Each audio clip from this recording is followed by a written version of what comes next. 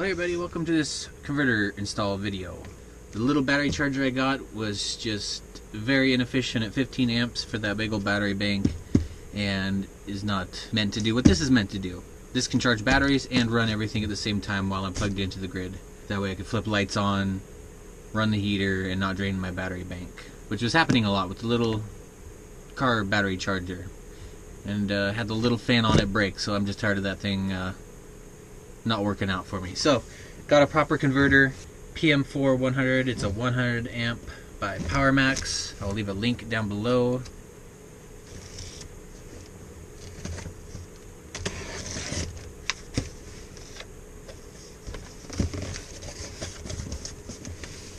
The original converter for the RV puts out 18 volts, and that's just a bit too much. I looked it up, and back in the late 80s, a lot of the old appliances, like these incandescent bulbs, they don't mind having more power. It did not charge the batteries because when grid power was connected, it disconnected 12 volts from the batteries and drew power solely from there. There's a relay in there, and I believe it's wired up to disconnect the battery bank, because pretty sure it's not a good idea to charge with 18 volts. This is a 3-stage charging mode.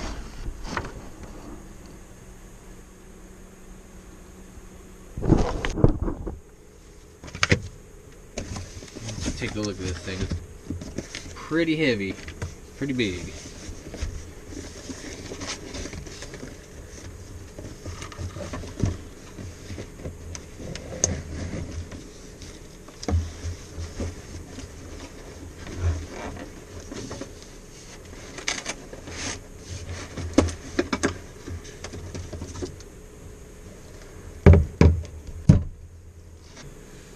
There it is, the PM4-100LK. It smells funny.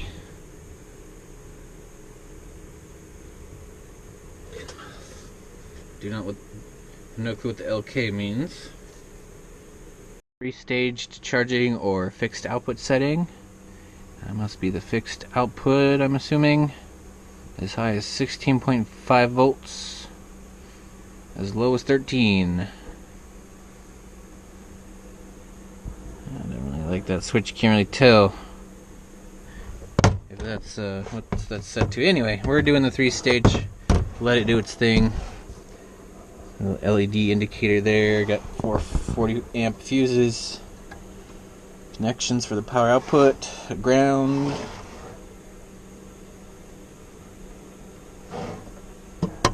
Yeah, I like it. I think it's some beastie. Looks like it means business. Little fan. Alright, let's get this put in and see how she does. Alright, get that mounted on there pretty solid.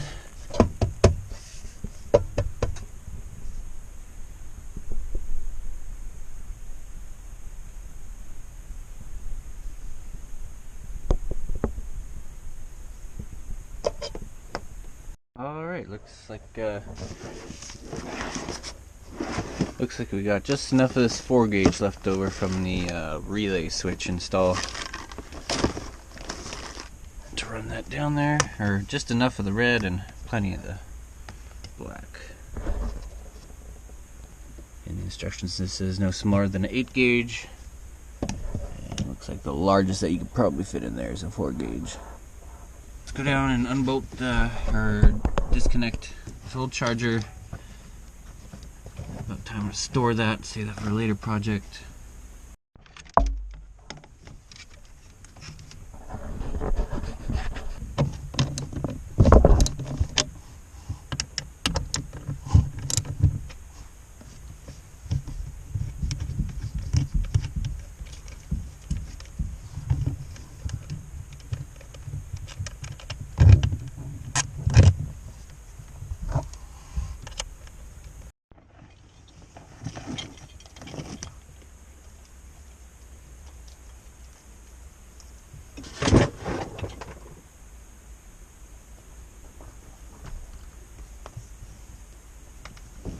Go ahead and pull out this 1/0 0-gauge. Save that for the next inverter.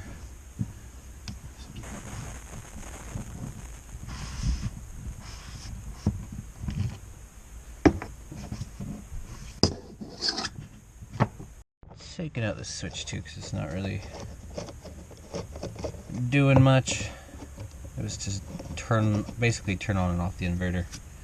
That big S 5,000 watt and that 3,000 watt both had a bit of a power drain when they were hooked up, so I just had this as a way to shut it off, so we'll take this out now. I don't really need it. The next inverter I'm just going to have wired straight up through a fuse, and that's it. Maybe even one of those breaker fuses so I can shut it off that way if I need to work on it.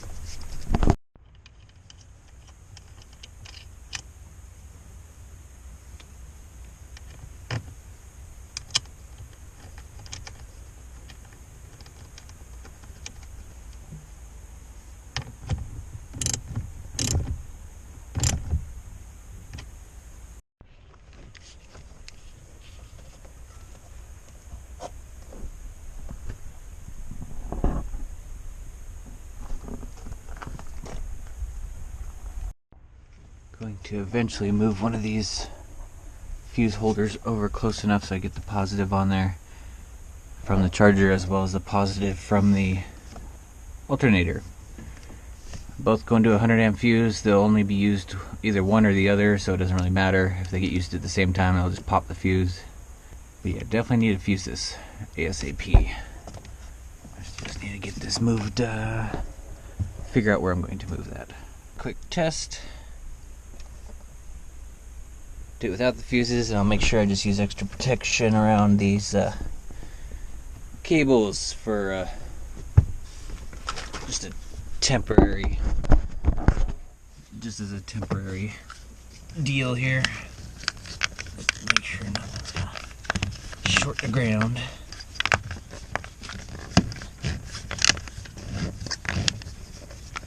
Yeah.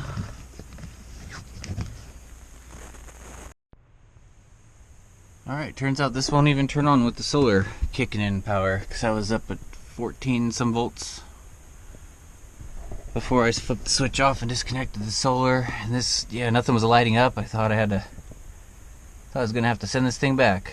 but I disconnected the solar that didn't kicked on. I could hear my fantastic fan speed up a lot more as soon as I flip the switch on this. So I'm gonna wait for nighttime and give it a good run.